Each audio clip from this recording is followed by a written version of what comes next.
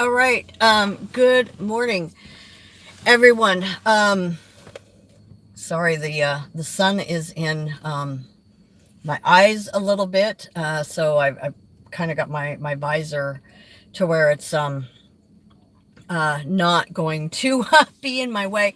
I'm doing the live stream on my on my tablet because I'm actually in queue at the airport right now. And this is uplifting Uber chat video, and I want to make sure that I'm keeping track of where I'm at in the queue. But I thought I would go ahead and talk about something that has recently been happening at some airports, and I can't remember which airport this has been happening at. And basically what has been happening is the drivers at certain airports are all coordinating together, and this has to do with the recent, the continued cuts in driver fares. Okay.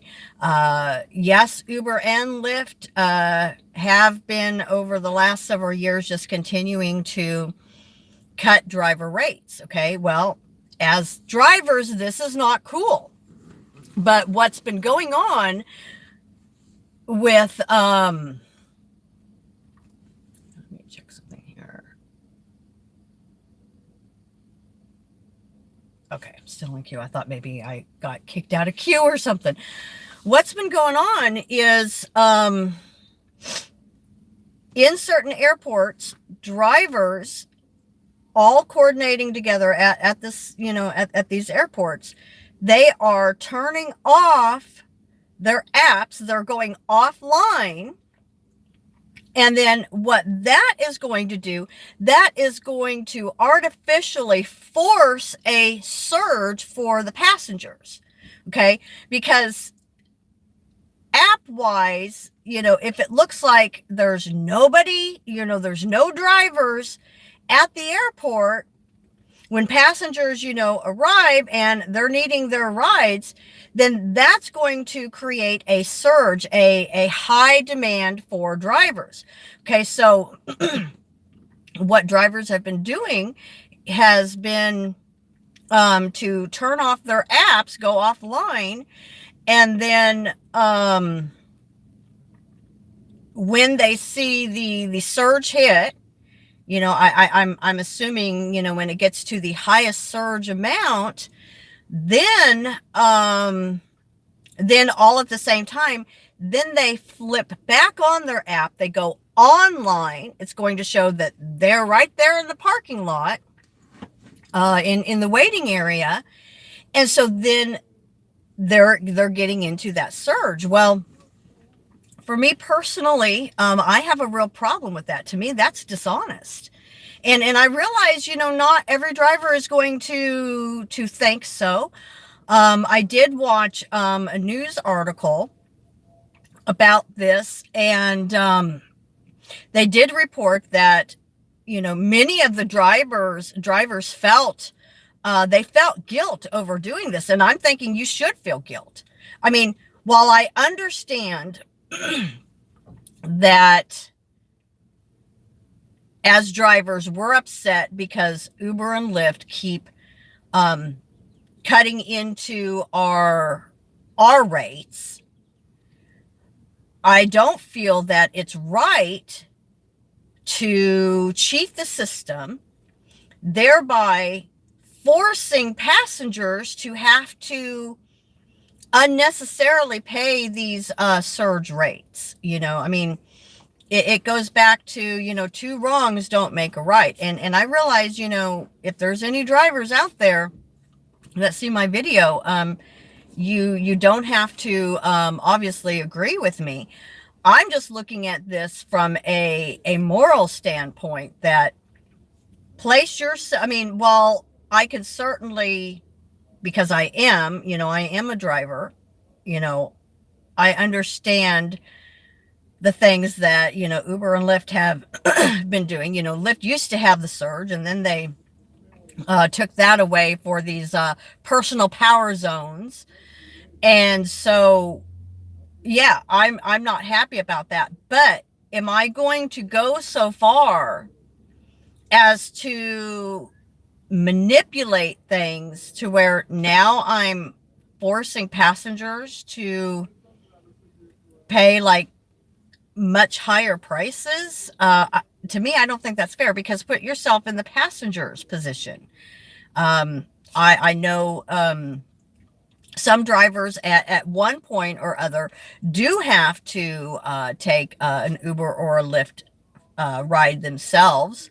Maybe you're having a night out on the town with your wife or your girlfriend, and you're drinking a little bit, and you want to be responsible. Well, how does it make you feel when the area that you're at is truly a high demand area, and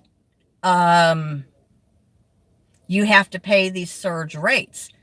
Think about how, if you've ever been a passenger yourself on either of these platforms, how does that make you feel when you have to pay surge rates?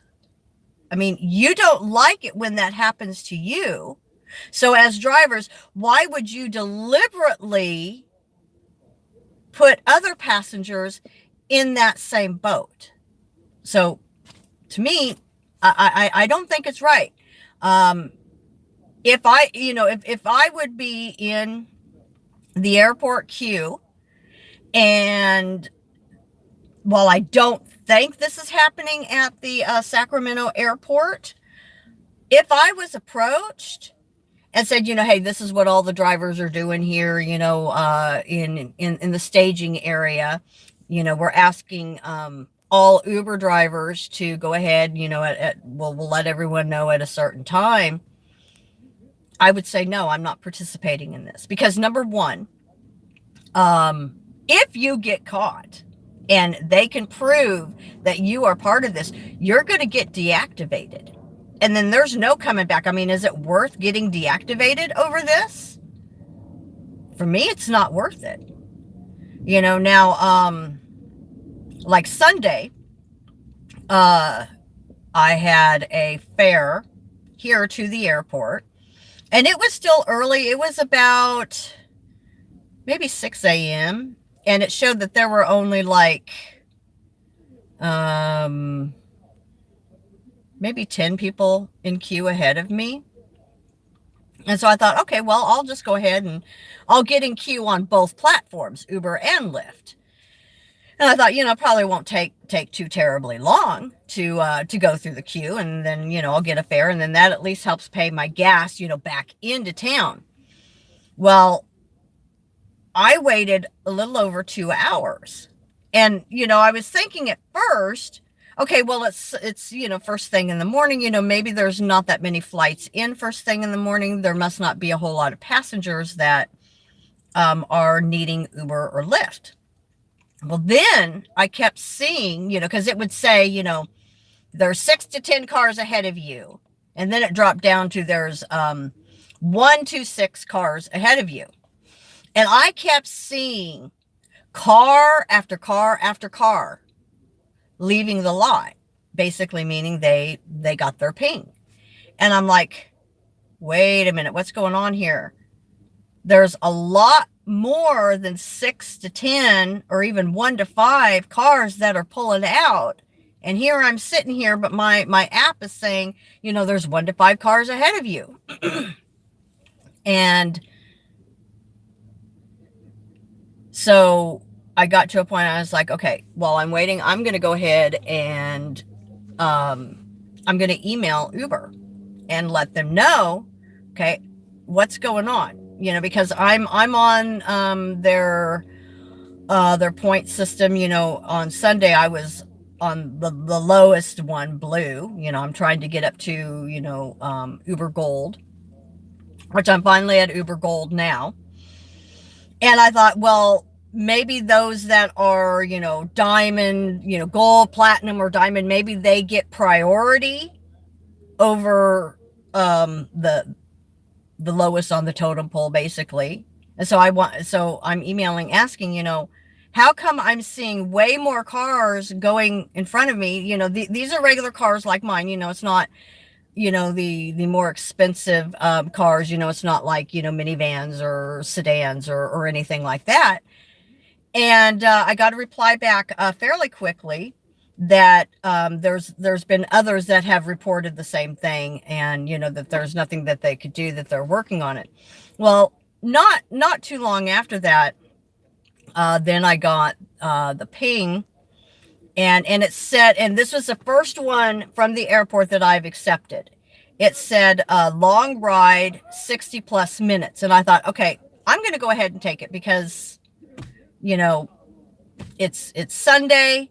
Now, of course, I was planning on making Bill's hangout in the afternoon, but I'd already wasted almost, well, about 2.5 hours just sitting there. Whereas if I hadn't sat there, I would have, I probably would have had more fare. So I thought, okay, I'm going to go ahead and take this long ride.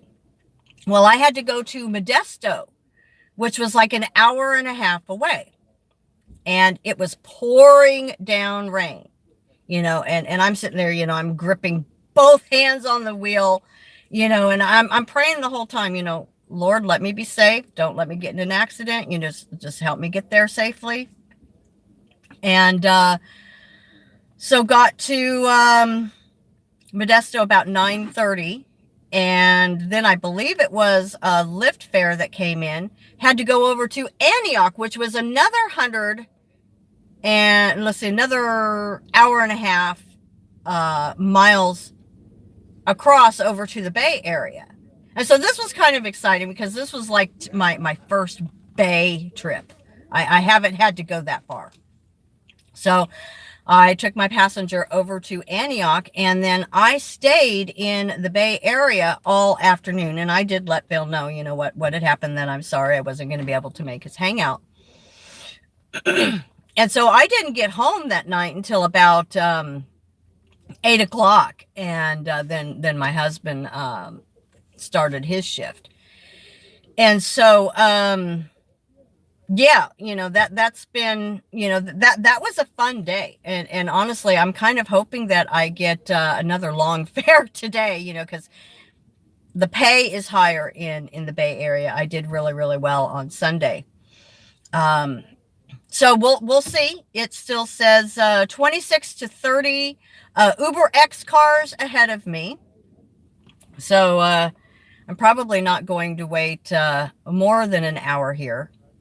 I'm still waiting here in an hour and it hasn't moved any closer, then I'm probably going to go ahead and get out of queue and then just go on and just get regular fares. But yeah, wanted to talk about, what's been going on. I haven't heard any statements from Uber. And I believe it's Uber that the drivers in the airports have been doing this. I didn't hear if it's, well, no, because see, Lyft got rid of their surges and replaced it with these personal power zones. So it's just Uber. So I haven't heard as of yet any official statement from Uber, but I can almost guarantee you, if you get caught doing this, you're going to be deactivated. And you need to ask yourself, being dishonest like this, is it going to be worth it to you? Being deactivated, because since I've been driving both now, I'm making a lot more money and I'm getting more demand, more fares on Uber. Think about that. Maybe where you're driving at, maybe your rate is higher than mine. I get 58 cents a mile, and I think it's like 15 cents a minute. So you know what your rates are. If you're participating in this, You got to weigh everything, because if you get caught, you're going to get deactivated, and then there's no going back from that. Is it worth it to you? Especially if this is like your main income. I mean, for me, this is like one of my main income. So you won't catch me doing this, because to me, this is dishonest. I'm not going to do that to passengers. You know, irregardless of what I think personally of Uber and or Lyft, I'm not going to justify a wrong with another wrong. So that's really what I wanted to talk about this morning for any Uber or Lyft drivers who may see this, maybe even passengers. If you're a passenger, how does that make you feel to know that drivers manipulated the system that caused you passengers to have to pay like exponential amounts of money just to get a ride from the airport? How does that make you feel? Okay, passengers should, you know, if this has happened to you, passengers are within their rights to complain. Oh, and here's something else, how you might get caught. If you are a passenger and you do the research and you find out, maybe there's a way to find out what date this happened. If you're a passenger and you're like, wait a minute, I took an Uber ride on that date during, you know, because this was happening at nighttime.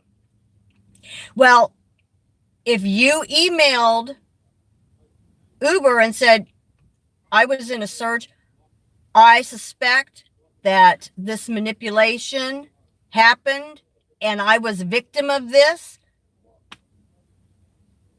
you Uber driver that took them, they're going to see, because then they can make the dot connections. Okay, other drivers at that same time at the airport on that date, all of you are going to get deactivated. Is it worth it? It's not worth it. Don't do it. Do not do it. Don't be involved in, it's wicked. I'm sorry, it's wicked. Don't do it. You know, two wrongs never make a right. So, queue's dropping down a little bit. I'm going to wait a little bit longer, see if I can get a fare back over to the bay, work the bay. Otherwise, I'm just going to hang out in town, just see what the day's adventure brings. So, all right, guys, with that, I will talk to you later.